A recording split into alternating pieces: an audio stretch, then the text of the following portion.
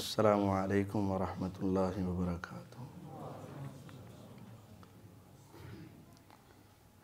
نحمدہ ونصلی علی رسولہ الکریم، اما بعد۔ پچھلے درس میں اذان کے حوالے سے چند احادیث آپ کو سنائی تھیں۔ آج بھی اذان کے کچھ مسائل جو رہتے تھے وہ آپ کے سامنے بیان کیے جائیں گے۔ سیدنا ابو قتادہ رضی اللہ تعالی عنہ ایک لمبی حدیث بیان کرتے ہیں پیغمبر علیہ السلام کے سفر کے دوران نماز سے سوئے رہ جانے اور لیٹ ہو جانے کے بارے میں۔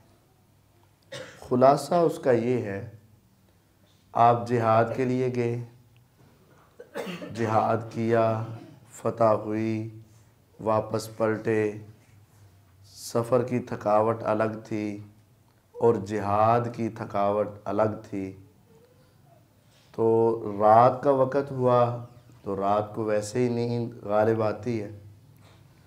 صحابہ اور نبی کریم صلی اللہ علیہ وسلم سبھی سو گئے۔ آپ نے سونے سے پہلے بلال رضی اللہ تعالی عنہ کی ڈیوٹی لگائی کہ آپ نے نہیں سونا، آپ نے ہمیں جگانا ہے، اذان کہنی ہے، ہمیں بیدار کرنا ہے۔ اس وقت الارم تو تھے نہیں، گھڑیاں نہیں تھی، الارم نہیں تھے، تو آپ نے بطور الارم بلال رضی اللہ عنہ کو کہا کہ آپ نے ہمیں اٹھانا ہے۔ ہوا ایسا کہ بلال رضی اللہ عنہ مشرق کی طرف، جدھر سے سورج کی کرنیں نظر آنی تھی، روشنی نظر آنی تھی، فجر طلوع ہونی تھی، اس کو دیکھنا تھا تو اذان کہنی تھی۔ وہ اس طرف دیکھنے لگے، پہلے کھڑے تھے، پھر وہ بیٹھ گئے، پھر انہوں نے ٹیک لگا لی اور پھر وہ سو گئے۔ اتنا سوئے کہ فجر کی اذان کا وقت، نماز کا وقت، حتیٰ کہ نماز کا وقت ختم ہو گیا اور سورج جب طلوع ہوا اور اس کی کرنیں نبی کریم صلی اللہ علیہ وسلم پر پڑی تو آپ بیدار ہوئے۔ آپ کے بیدار ہوتے ہی فوراً عمر رضی اللہ عنہ بھی بیدار ہو گئے۔ پھر دوسرے صحابہ کو اٹھایا تو آپ نے بلال رضی اللہ عنہ کو بلایا، ہم نے تیری ڈیوٹی لگائی تھی اور آپ نے ہمیں جگایا ہی نہیں۔ انہوں نے کتنا خوبصورت جواب دیا، کہنے لگے، اے نبی کریم صلی اللہ علیہ وسلم، جس اللہ تعالیٰ نے آپ کو سلایا اور آپ کی روحیں قبض کی، اسی اللہ تعالیٰ نے مجھے بھی سلا دیا تھا۔ میں تو کوشش کر رہا تھا کہ بیدار رہوں، لیکن وہ اللہ تعالیٰ کی طرف سے مجھے بھی نیند آ گئی۔ اس کے بعد پھر آپ نے کہا، اس جگہ سے چلو، یہاں ہماری نماز لیٹ ہو گئی ہے، ہم یہاں نماز نہیں پڑھیں گے، یہاں شیطانی اثرات ہیں۔ تھوڑا سا آگے گئے، سفر کیا، آگے پہنچے، آگے جا کر ثم اذن بلال رضی اللہ عنہ نے وہاں اذان کہی، فصلی النبی صلی اللہ علیہ وسلم، وہاں نبی کریم صلی اللہ علیہ وسلم نے نماز پڑھائی، کما کان یصنع کل یوم، جس طرح ہر روز اذان کے بعد نماز پڑھایا کرتے تھے۔ یہ روایت صحیح مسلم میں 1562 نمبر حدیث ہے، 1562۔ اس سے ویسے تو کافی مسئلے اخذ ہوتے ہیں، لیکن 2-3 بڑے مسئلے۔ ایک بڑا مسئلہ یہ ہے کہ نبی کریم صلی اللہ علیہ وسلم کی بھی اذان لیٹ ہوئی، نماز بھی لیٹ ہوئی، صحابہ کی بھی لیٹ ہوئی، تو آپ نے سورج واپس نہیں بھیجا۔ سنا ہوا ہے نا ایک مشہور قصہ، کہانی، جھوٹ۔ ایک مرتبہ نا علی رضی اللہ تعالیٰ عنہ کی نماز عصر لیٹ ہو گئی۔ وہ نبی کریم صلی اللہ علیہ وسلم کے پاس پریشان ہو کر آئے۔ آپ نے کہا پریشان کیوں؟ جی میری عصر کی نماز لیٹ ہوگی۔ تو آپ نے کہا یہ کیا ہے؟ سورج کو کہا چل تھوڑا سا پیچھے چل۔ سورج پیچھے گیا، انہوں نے عصر کی نماز پڑھی، کہا چل آگے چل جا۔ حضرت علی کو نماز پڑھائی وقت پر۔ یہ جھوٹ ہے۔ اب اگر آپ کے پاس یہ اختیارات ہوتے تو آپ سورج کو نیچے کرتے، نماز پڑھتے اور پھر آگے کر دیتے، لیکن ایسا نہیں ہوا۔ یہ نظام صرف اور صرف اللہ کے اختیار میں ہے اور کسی کی طاقت میں نہیں۔ یہ دن کا، رات کا، سورج کا، چاند کا، یہ لیل و نہار، یہ سارا نظام کون ہے؟ صرف ایک اللہ چلا رہا ہے، اس کے علاوہ کوئی نہیں۔ دوسری بات یہ ہے کہ اگر کسی وجہ سے نماز کا وقت گزر چکا ہو اور اذان نہ کہی گئی ہو تو لیٹ نماز پڑھتے وقت بھی اذان کہہ لینی چاہیے۔ یعنی وقت تو گزر گیا، لیکن لیٹ بھی اگر آپ نماز پڑھ رہے ہیں تو اس وقت بھی اذان کہہ لینی چاہیے، کوئی حرج نہیں۔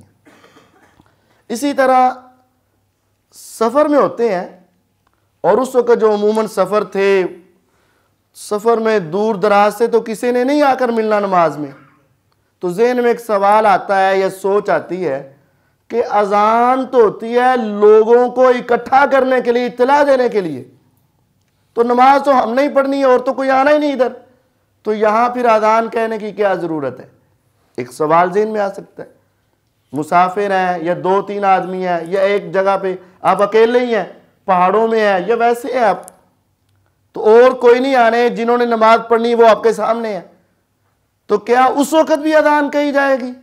جی ہاں، اس وقت بھی اذان کہی جائے گی، اگرچہ کوئی آئے یا نہ آئے، آپ اکیلے ہیں یا زیادہ ہیں، سفر میں ہیں یا حضر میں ہیں، نماز سے پہلے اذان کہنی چاہیے۔ یہ کہنی آپ نے اس وقت اذان کہلوائی اور نماز پڑھائی۔ تیسرا یہ ہے کہ جس جگہ آپ کی نماز لیٹ ہوئی نا، آپ نے اس جگہ کو پسند نہیں کیا اور وہاں آپ نے نماز پڑھنا بھی گوارا نہیں کیا۔ ہماری اکثر نمازیں فجر کی لیٹ ہوتی ہیں تو بستر کے ساتھ ہی اٹھ کے کھڑے ہو کے نماز شروع کر دیتے ہیں۔ ایسا ہوتا ہے نا؟ ہمیں بھی اپنے کمروں کے بارے میں فکر کرنی چاہیے کہ کہیں ہمارے گھروں میں شیطان کا بسیرا تو نہیں۔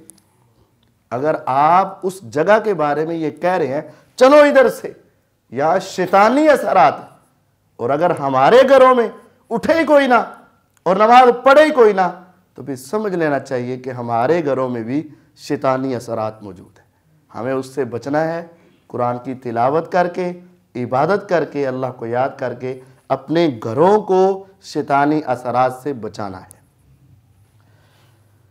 وَلَهُ عَنْ جَابِرٍ رضی اللہ عنہ، صحیح مسلم میں ایک اور روایت ہے جابر رضی اللہ عنہ کی، ان النبی صلی اللہ علیہ وسلم اتی المزدلفہ، آپ حج کے دوران مزدلفہ کے مقام پر آئے، فصلی بها المغرب والعشاء بأذان واحد وإقامتين، حج کے دوران 9 ذوالحجہ کو، یوم عرفہ کو خطبہ حج سننے کے بعد 2 نمازیں اکٹھی ہوتی ہیں۔ خطبہ حج کے بعد 2 نمازیں اکٹھی، ظہر اور عصر، اور اس کے بعد ادھر جا کر مزدلفہ میں 2 نمازیں اکٹھی، مغرب اور عشاء پڑھنی ہوتی۔ تو آپ نے کیسے پڑھی؟ فصلی بها المغرب والعشاء بأذان واحد وإقامتين، آپ نے ایک اذان اور 2 اقامتوں کے ساتھ 2 نمازیں پڑھی۔ مطلب یہ ہے کہ اگر آپ نے 2 نمازیں جمع کرنی ہے تو پھر ایک اذان ہی کافی ہے۔ 2 نمازیں جمع کرنی ہو تو ایک اذان کافی ہے، ایک اذان کہہ دی جائے، پھر اس نماز کی اقامت کہی جائے، پھر اگلی نماز کے لیے صرف اقامت ہی کہہ دی جائے وہ کافی ہے، دوبارہ اذان دینا کوئی ضروری نہیں ہے۔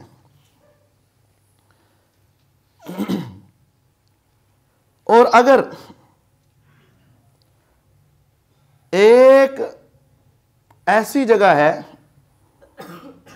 کہ آپ دو اذانیں اکٹھی کرنا چاہ رہے ہیں، دو نمازیں، اور اذانیں بھی دو کہہ لیں تو جائز ہے۔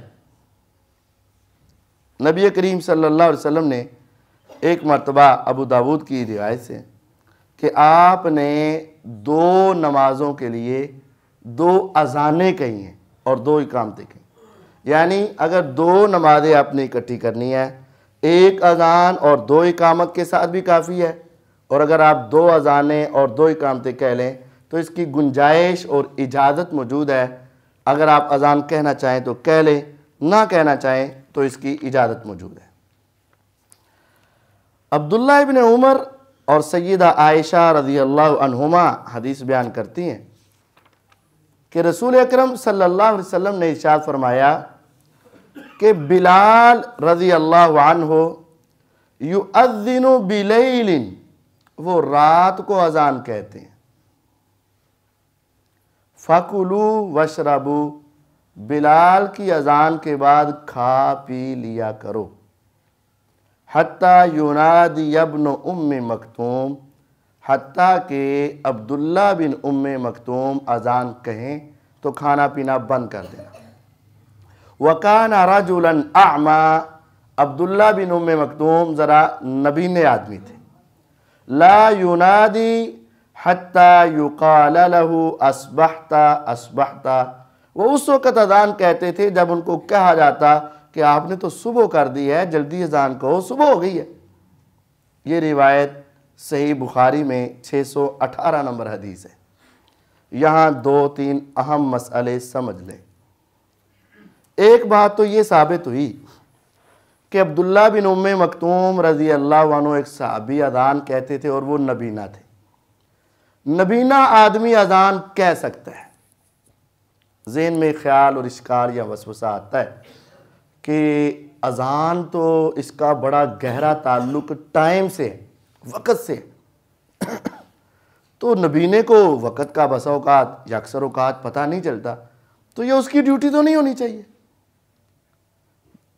تو اگر ہم آج یہ سوچ رہے ہیں تو پہلے سوچیں، آج تو پھر گھڑیاں ہاتھ سے بھی پتہ چل جاتا ہے، آج تو پھر یہ نظام موجود ہے، کوئی بتانے والا بالکل کلیئر صحیح ٹائم بتا سکتا ہے۔ لیکن اس وقت جب گھڑیاں ہی نہیں تھیں، سایوں سے اور تجربے سے اور آنکھوں سے دیکھ کر ہی سارا مسئلہ ہونا تھا۔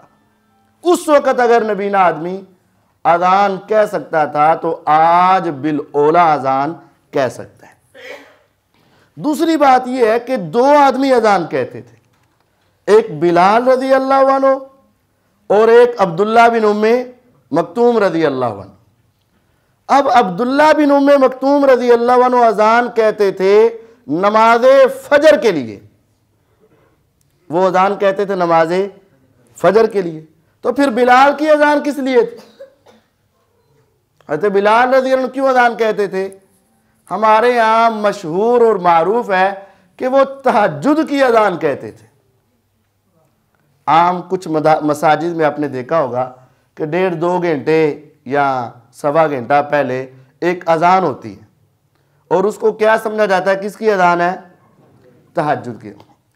وہ اذان ثابت ہے، لیکن جو اس کا مقصود اور مطلوب ہے اس میں غلطی لگی ہے۔ آپ نے فرمایا بلال رضی اللہ عنہ اذان رات کو دیتے ہیں، تم کھایا کرو پیا کرو۔ اور دوسری حدیث میں ہے کہ بلال اس وجہ سے اذان دیتے ہیں جو سوئے ہوئے ہیں وہ اٹھ کے روزہ رکھ لے، اور جو تہجد پڑھ لے رہے ہیں ان کو پتہ چل جائے کہ ٹائم تھوڑا ہے، وہ جلدی سے تہجد ختم کر کے روزہ رکھے۔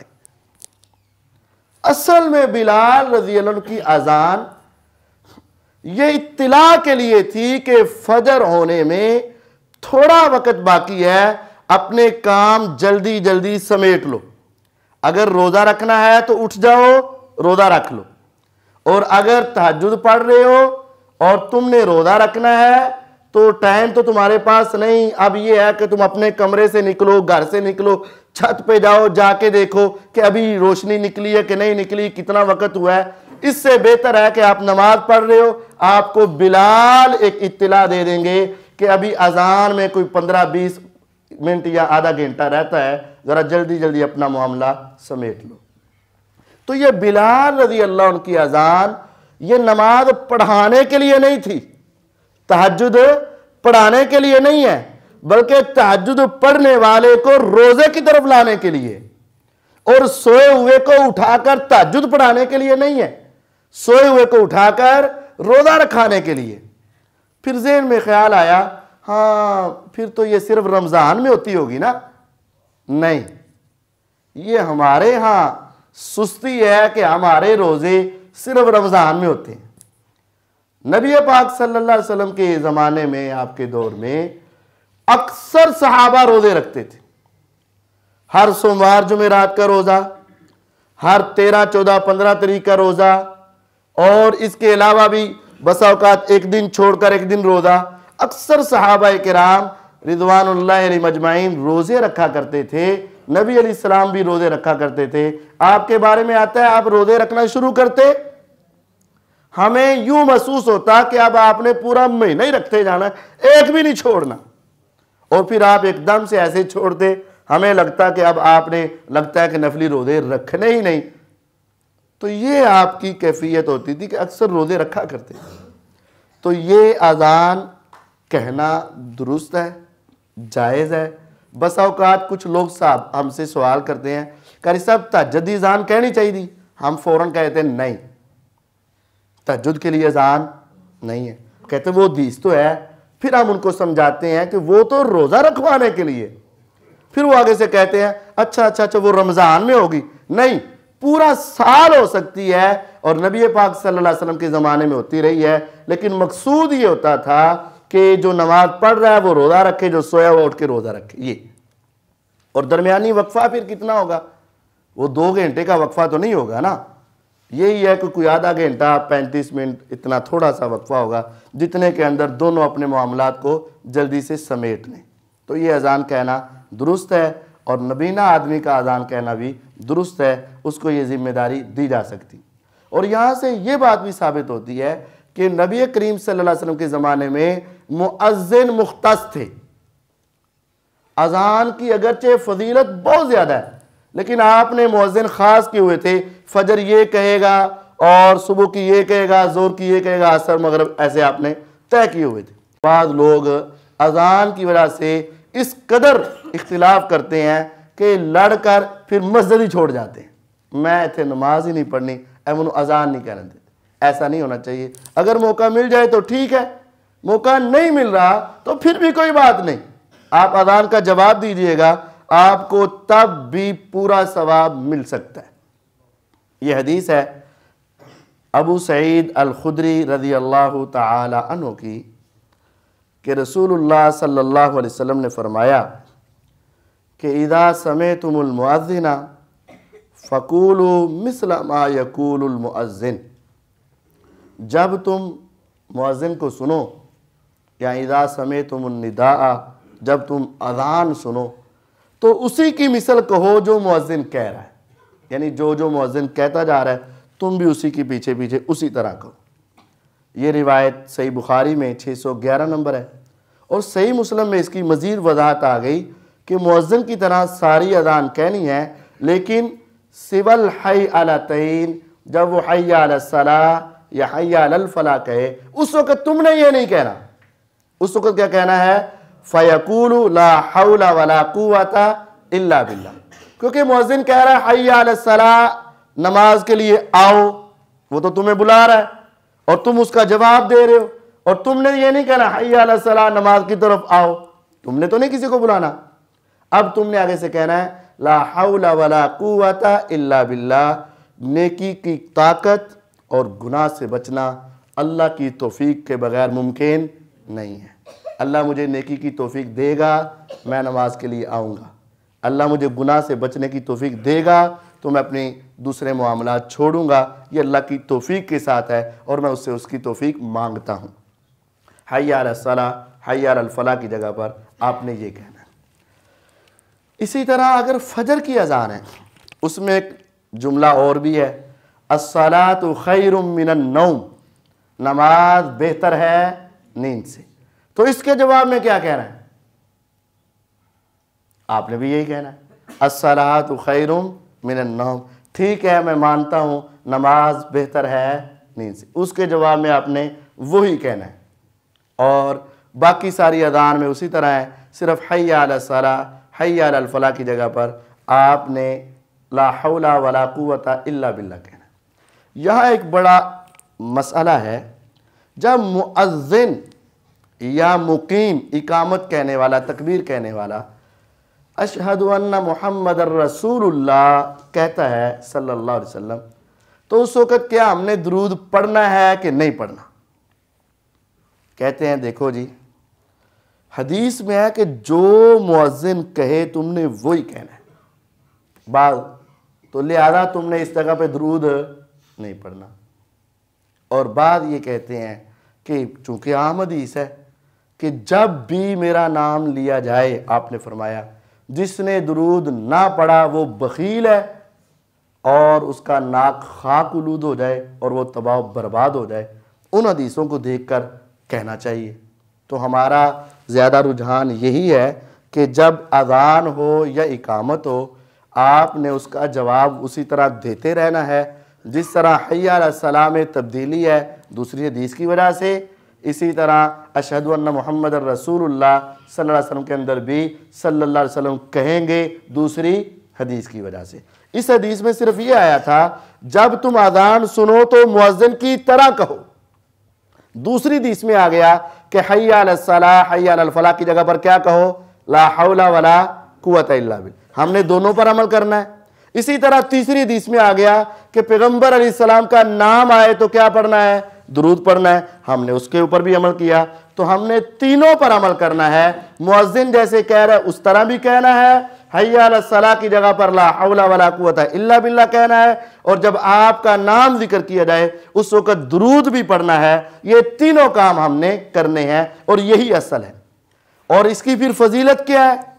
صحیح مسلم کی روایت ہے، نبی کریم صلی اللہ علیہ وسلم نے فرمایا جو شخص اذان سن کر سچے دل سے، جو شخص اذان سن کر سچے دل سے اس اذان کا جواب دے دیتا ہے، غفر لہ ما تقدم من ذنبہ، اللہ اس کے پہلے سارے گناہ معاف کر دیتے۔ ہمیں یہ توجہ رکھنی چاہیے۔ اور دوسری روایت میں ہے واجبت لہ الجنہ، اس کے لیے جنت واجب ہو جاتی۔ کیوں؟ یہ توحید کی گواہی دے رہا ہے، نبی پاک کی رسالت کی گواہی دے رہا ہے، اور جس کا عقیدہ توحید والا ہو گیا، سچے دل سے ہو گیا، اس کے لیے داخل الجنہ، وہ جنت میں ضرور داخل ہو جائے۔ تو یہ اذان سننا، اس وقت خاموش رہنا اور اذان کا جواب دینا، یہ بہت بڑی عبادت ہے۔ اگر اذان کہنے کا موقع مل جائے تو یہ بڑی خوش قسمتی ہے۔ بعض لوگوں کو کہا جاتا ہے نا اذان کہو، تو کیا کہتے ہیں؟ انہیں شرم آتی ہے۔ بعض لوگ یہ کہتے ہیں، حالانکہ یہ کوئی شرم والی بات نہیں، اتنی بڑی خوش قسمتی ہے کہ جہاں جہاں تک تمہاری آواز جائے گی، ہر شے کل روز قیامت تمہارے حق میں گواہی دے گی اللہ کے، کہ ہم مانتے ہیں اے اللہ یہ تیری توحید کا اقرار کرتا تھا اور پیغمبر علیہ السلام کی رسالت کا اقرار کرتا تھا اور دنیا کو تیری نماز کی دعوت دیتا تھا، ہم یہ گواہی دیتے ہیں۔ اب یہ اذان، جو اذان کہے تو کیا وہ مؤذن اس اذان کی اجرت لے سکتا ہے؟ بسا اوقات مؤذن رکھے ہوتے ہیں نا اسپیشل، جس کی ڈیوٹی ہوتی ہے مسجد کی صفائی بھی تیری ہے اور اذان بھی تمہاری ذمہ داری ہے، تو کیا وہ اس کی تنخواہ لے سکتا ہے؟ جی ہاں لے سکتا ہے۔ یہ ایک حدیث ہے، اس کا ظاہر بھی دیکھیے گا اور اس کا مفہوم سمجھیے گا۔ عثمان بن ابی العاص رضی اللہ عنہ فرماتے ہیں کہ انہوں نے خود آ کر کہا ہے اللہ کے رسول صلی اللہ علیہ وسلم اجعلنی امام قومی، آپ مجھے میری قوم کا امام بنا دیں، میرے محلے دی مسجد ہے اتھے تا تسی منو امام مقرر کر دو۔ آپ نے فرمایا ٹھیک ہے، انتا امامہم، تو ان کا امام ہے، وقتد باضعافہم، آپ نے فرمایا کہ جو کمزور ہوں گے نا انہاں دا دھیان رکھنا ہے، نماز اس طریقے سے پڑھانی ہے جو سب سے کمزور جو ہے وہ بھی پڑھ لے۔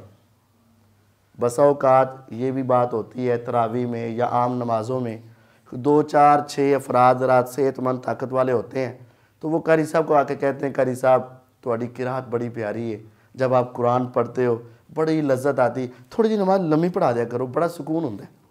تو قاری صاحب بھی پھر اپنی بات سن کر وہ نماز ذرا لمبی شروع کرا دیتے، لیکن 2 3 بزرگ ایسے ہوتے ہیں، اگرچہ نمازی مثال کے طور پر نمازی حضرات ہیں 100، ان میں سے 95 افراد کہہ رہے ہیں لمبی پڑھاؤ اور 5 کہہ رہے ہیں صرف قاری صاحب کمزور چھوٹی پڑھاؤ، ہم کمزور ہیں، ہم سے زیادہ دیر کھڑے نہیں ہوا جاتا، یا ہماری ضروریات ہوتی ہیں، ہم نے کہیں کام کاج میں جانا ہوتا ہے، دکانیں کھولنی ہوتی ہیں، ہم نے کہیں کاروبار کے لیے جانا ہوتا ہے، یا ہمیں فیکٹری سے ٹائم تھوڑا ملتا ہے، تو قاری صاحب کو 95 چھوڑ کر ان 5 کی بات ماننا فرض ہے، یہ اس کے اوپر لازم ہے۔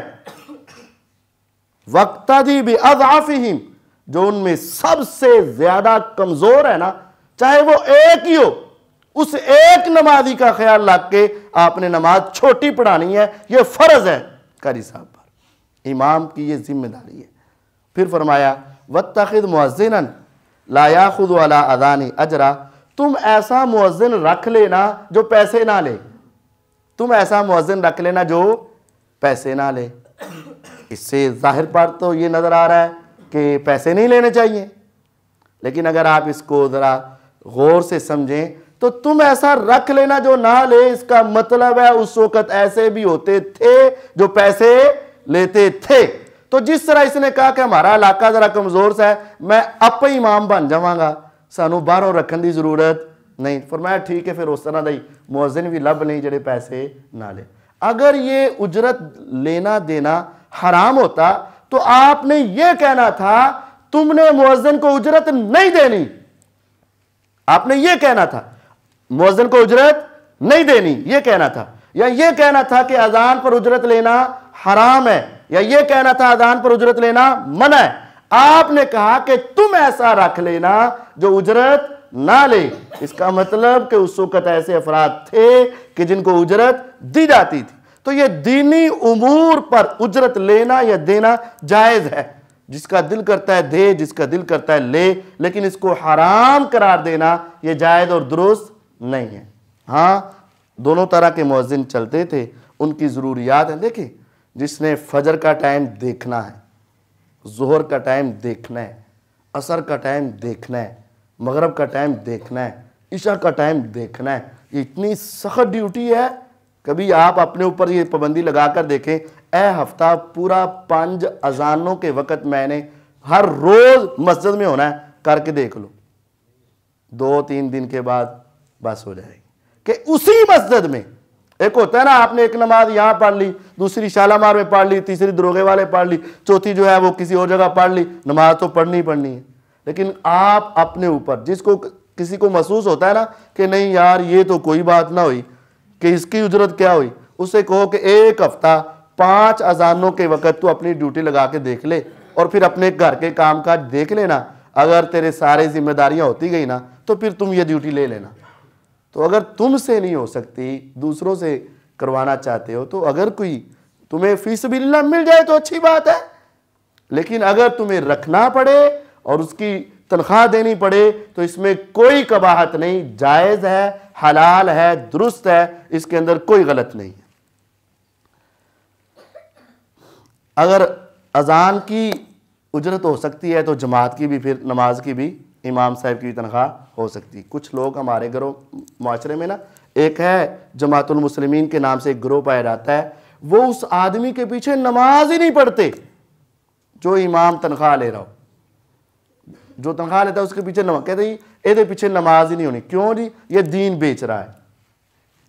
تو وہ ایک الگ مسئلہ ہے کہ ان کے پیچھے نماز ہوتی ہے یقیناً ہوتی ہے۔ نبی کریم صلی اللہ علیہ وسلم کو مال غنیمت میں سے ملتا تھا نا 5واں حصہ، وہ آپ مؤذن بھی تھے اور آپ امام بھی تھے، خطیب بھی تھے، فیصلہ بھی کرنے والے قاضی بھی تھے، تو سب کا آپ کو معاوضہ مال خمس کے شکل میں دیا جاتا تھا، تو اس میں کوئی حرج والی بات نہیں۔ ہاں جس کا جی چاہے دے، جس کا جی چاہے نہ دے، اس میں کوئی لازم نہیں۔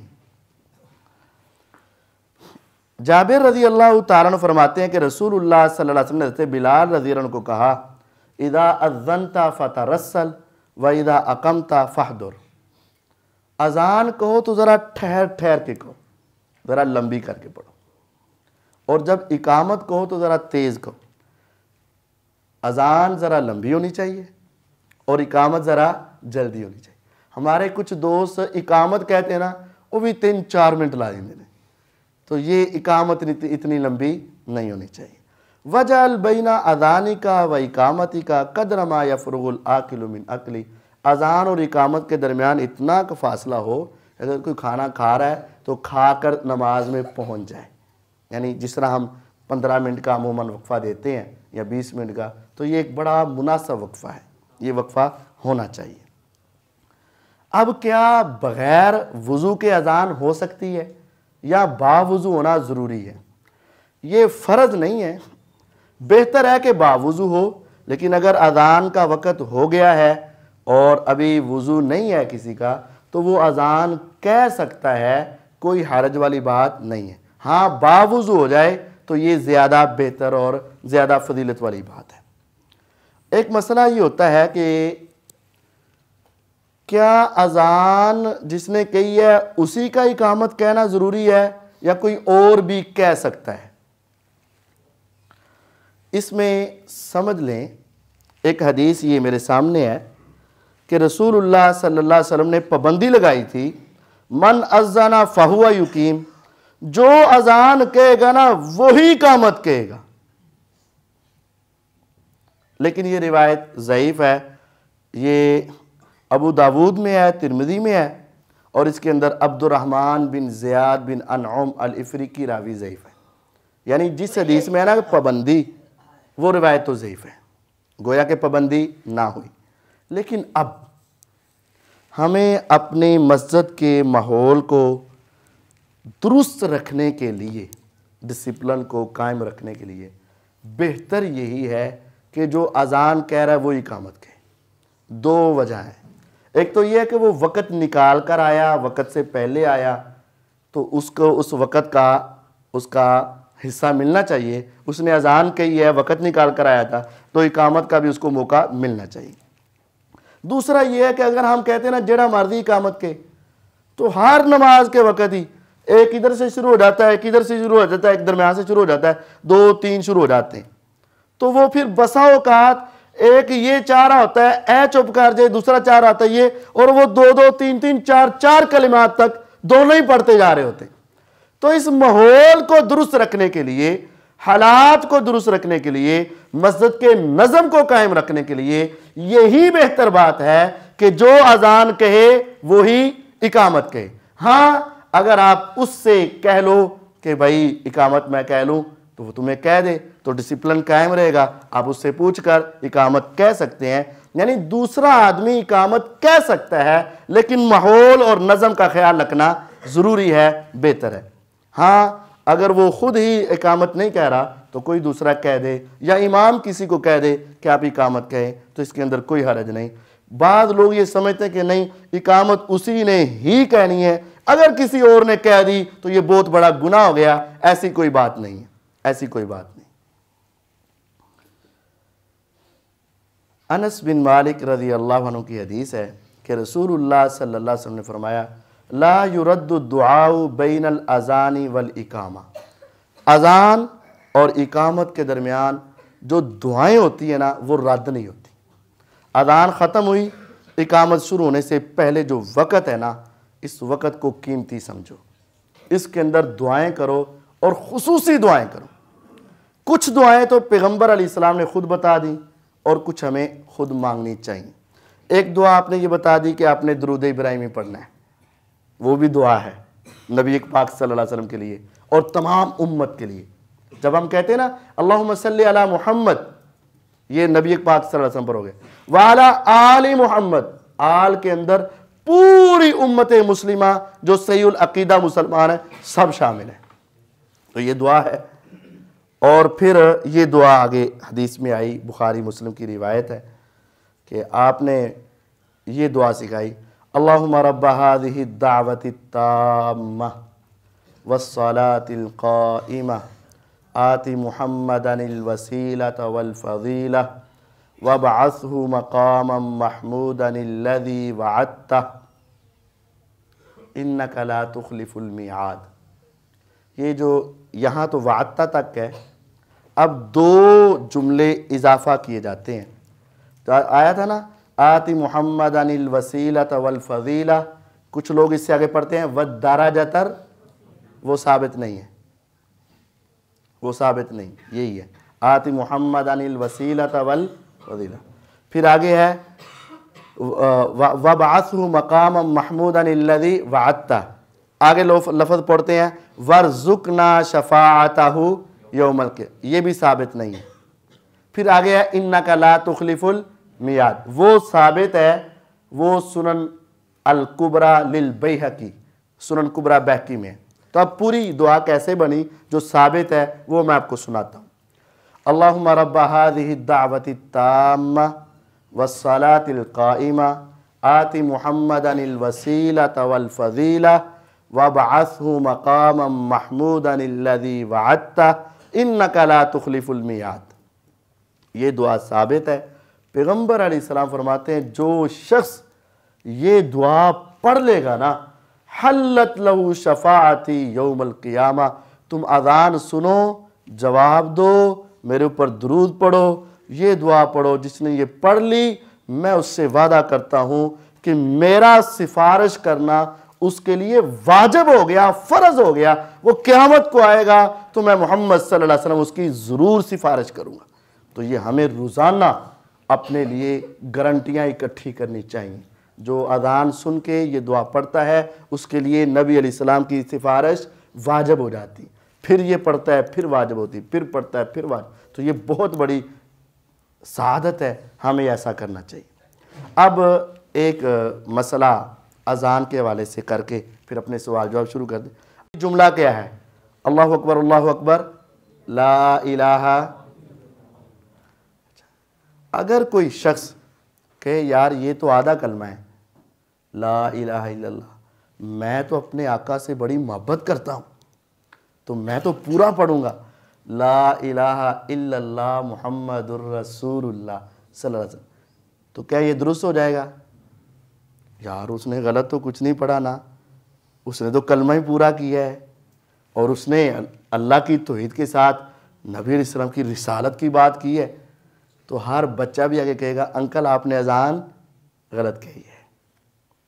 یعنی مفتی صاحب تو کہیں گے ہی کہیں گے، ہر بزرگ بھی کہے گا کہ حاجی صاحب تسی اج اذان غلط کہتی ہے، صرف لا الہ الا اللہ تک رکنا سی، محمد الرسول اللہ آگے پڑھنا. آگے سے اگر کہ وہ تو نبی نو رسول نہیں مانتا، مانتا تو ہوں لیکن یہاں بولنا یعنی اپنی مرضی سے آپ آدھا حصہ بھی اضافہ کر سکتے. جملہ اچھا بھی ہو، جملہ اچھا بھی ہو، تمہارا اور میرا اس جملے پر ایمان بھی ہو، لیکن ہم اس کو بول سکتے. اگر پیغمبر کی رسالت کا کلمہ بھی اپنی مرضی سے ہم اذان میں اضافہ نہیں کر سکتے تو پھر شروع میں درود اور درمیان میں اضافے درست نہیں ہیں. سمجھے بات؟ اور یہاں سے دوسرے مسئلے بھی اخذ ہو جائیں گے. جتنی آج بدعات و خرافات امت میں رائج ہیں، کل خوانی، ختم، قرآن خوانی، یہ سارے، بھئی قرآن اعلیٰ چیز ہے، چاروں کل بہت عظیم ہے، لیکن ہم اس وجہ سے نہیں کر رہے کہ ہمارے پیغمبر علیہ السلام نے نہیں کیا، ورنہ ہمیں قرآن سے نفرت نہیں ہے. قرآن سے نفرت کرے تو کافر، قرآن سے نفرت رکھے تو کافر. لیکن ہم اگر وہاں نہیں پڑھ رہے تو اس کی وجہ کہ آپ نے نہیں کیا. ہم یہاں بھی پورا کلمہ نہیں کر رہے تو کیا وجہ ہے؟ آپ نے نہیں سکھایا۔ تو یہ اذان ہمارے لیے ایک بڑی نصیحت ہے کہ ہم نے وہی لفظ بولنے ہیں جو نبی علیہ السلام نے سکھائے ہیں، اس سے کم اور اضافہ نہیں کرنا۔ تو جب اذان میں کمی اور اضافہ نہیں تو پھر نماز میں بھی کمی اور اضافہ قبول نہیں ہوگا، اور دوسرے اعمال میں بھی اپنی مرضی سے کمی اور اضافہ قبول نہیں ہوگا۔ دین وہی دین ہے، اسلام وہی اسلام ہے، نجات اسی میں ہے۔ جو نبی علیہ السلام سکھا دیں وہ کر لو، جو نہ سکھائیں اس سے رک جاؤ۔ اللہ تعالیٰ میں سمجھنے اور اپنی اصلاح کی توفیق عطا فرمائے۔